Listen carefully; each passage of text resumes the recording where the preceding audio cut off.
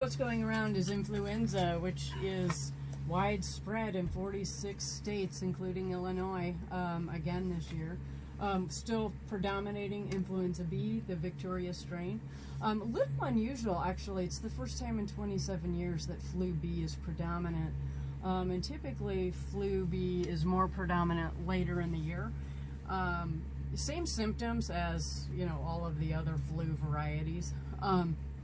But flu B does have a propensity to affect children and young adults, a little more so than just the elderly. So a little unique. And while flu season is high, severity this year is a little less than what we've seen in the past couple of years. So that is good news. That said, even in a year where severity is not as bad as it had been the past couple of years, we still have, so far this flu season alone, seen 9.7 million cases of influenza, 87,000 hospitalizations, and 4,800 deaths. So, if you haven't gotten your flu vaccine yet, now is the time. There's always a risk you get your flu shot now, and before it has a chance to take effect, you come in contact with influenza and you get sick from the flu. That's not the fault of the shot. It's just bad luck, But no, it's better to get your shot late rather than never, because years such as last year, we had a dual peak season. We thought the flu season was over, and here it came back again. It was flu B last year that caught us late. More typical, but I do worry about a flu A, ramping up later. H1N1 is a flu A. It is the second most common flu variety this year so far. So that's predominantly what we're seeing a lot of. That's the big news thing. We are still seeing in central Illinois a pretty severe viral cold that is associated with a prolonged cough. So 4 weeks of coughing. And some folks have coughed so hard and so long that I've actually done some pertussis testing. Pertussis being the whooping cough or the 100-day cough. It's not common that we see in the office something that we think looks like something beyond a cold or the flu, like pertussis, so. But that's predominantly what's going on right now. Okay. Anything else? Everybody, flu shot.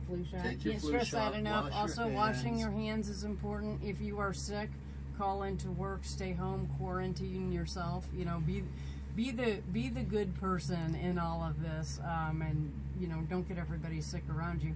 If you have to go out, wear a mask. They do this all the time, and in Japan and the Asian countries, and I don't know why we don't do it here, but if you're not feeling well, put a mask on, and help contain the germs. Influenza, you have to have a special mask to really contain, but I think any type of barrier is better than nothing. So. Okay, one question that I'm going to ask you, or one thing I've read, I saw something in the New York Times the other day that said that the flu shot is not wonderful this year at catching, and preventing it. Yeah, and I really wish that we'd stop having this conversation, every year. It's like the flu shot's not working. Well, we need to stop talking about flu vaccine effectiveness in terms of absolute prevention only, because that is one marker or measure for effectiveness. Of course, we want it to absolutely prevent you from catching the flu. But also important, probably most important, is that even in years in which the flu vaccine is not an excellent match, it dramatically decreases your chances of getting hospitalized from flu complications or dying of it. So 2 years ago, we had a vaccine, depending on whose estimates you read, was only about 30% effective in terms of absolute prevention, but we saw an 80% reduction in your chances of being hospitalized or dying from the flu if you are immunized. This year, too soon to tell for sure how effective the vaccine's going to be. First of all, because the season is relatively youngish, and also we don't know if it's going to be another bimodal season or so forth. The statistic I read today was that the vaccine may be only 57% which is far better than the 30% a couple of years ago.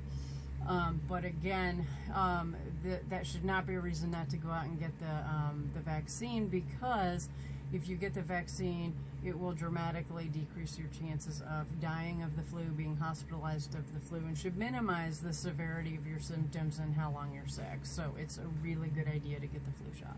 Okay. That's it. That's it. All right. That's it for us for today. We don't have, I think they're closing us down pretty soon on break. We're still on the early break hours, so that will be it for today. We will be back next week. We'll be back for a real full 2-hour show, and we will be talking about Jeffrey Sterling again. We'll be talking with whoever it is that we get in here.